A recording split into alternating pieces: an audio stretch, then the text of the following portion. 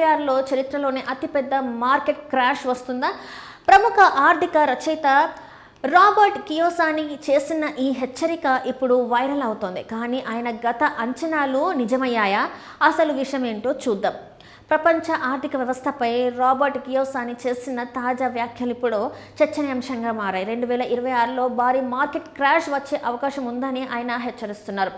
Robert Kiyosaki పేరు చాలా మందికి రిచ్ డాడ్ పూర్ డాడీ పుస్తకం ద్వారా పరిచయం. బంగారం, వెండి, bit coin, real estate, stock market, డబ్బు నిర్వహణ వంటి అంశాలపై ఆయన తరచూ తన అభిప్రాయాలను వెల్లడిస్తూ ఉంటారు. అయితే ఇక్కడ అసలు ప్రశ్న ఒకటే, కియోసాకి చెప్తున్న మార్కెట్ క్రాష్ నిజంగానే వస్తుందా?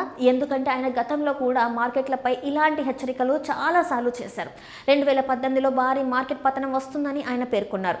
కానీ ఆ సమయంలో ఆయన చెప్పిన స్థాయిలో క్రాష్ జరగలేదు. పైగా ఆ తర్వాత అమెరికా స్టాక్ మార్కెట్లు గణనీయంగా పెరిగాయి.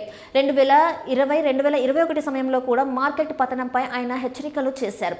బిట్ కాయిన్ విషయంలోనూ ఆయన గతంలో భారీ ధరల అంచనాలు వెల్లడించారు. అయితే వాటిలో చాలా వరకు ఆయన చెప్పిన సమయానికి చెప్పిన స్థాయిలో జరగలేదు.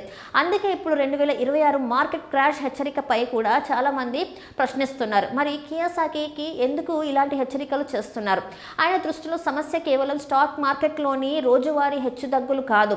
ప్రభుత్వాల అప్పులు, కరెన్సీ విలువ, ఆర్థిక వ్యవస్థలో పేరుకుపోతున్న రుణభారం వంటి దీర్ఘకాలిక అంశాలపై ఆయన తరచూ ఆందోళన వ్యక్తం చేస్తుంటారు. అయితే ఒక విషయం గుర్తుంచుకోవాలి, ఎవరైనా మార్కెట్ క్రాష్ వస్తుందని చెప్పడం వల్ల అది తప్పకుండా జరుగుతుందని అర్థం కాదు.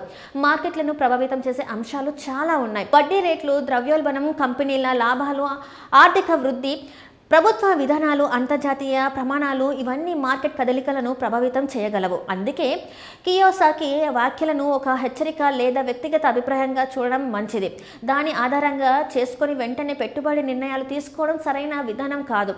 అయితే ఆయన చెప్పే కొన్ని సాధారణ ఆర్థిక సూత్రాలు మాత్రం చర్చకు వస్తూ ఉంటాయి. ముఖ్యంగా సంపాదించిన డబ్బును పూర్తిగా ఒకే ఆస్తిలో పెట్టకుండా ఆర్థిక పరిస్థితి మరియు వ్యక్తిగత లక్ష్యాలకు అనుగుణంగా ఆలోచించాలని ఆయన తరచూ చెప్తుంటారు.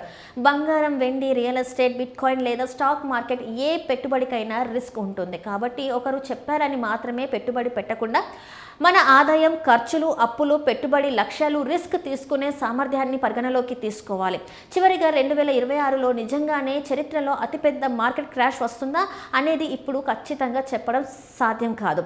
కియోసాకి అంచనా నిజమవుతుందా లేదా అనేది కాలమే నిర్ణయిస్తుంది. కాబట్టి భయంతో పెట్టుబడులను, ఒక అంచనాను నమ్మి భారీగా పెట్టుబడి పెట్టడం కానీ చేయకుండా సరైన సమాచారం తీసుకొని అవసరమైతే అర్హత కలిగిన ఆర్థిక నిపుణుల సహాయంతో నిర్ణయం తీసుకోవడం ముఖ్యం.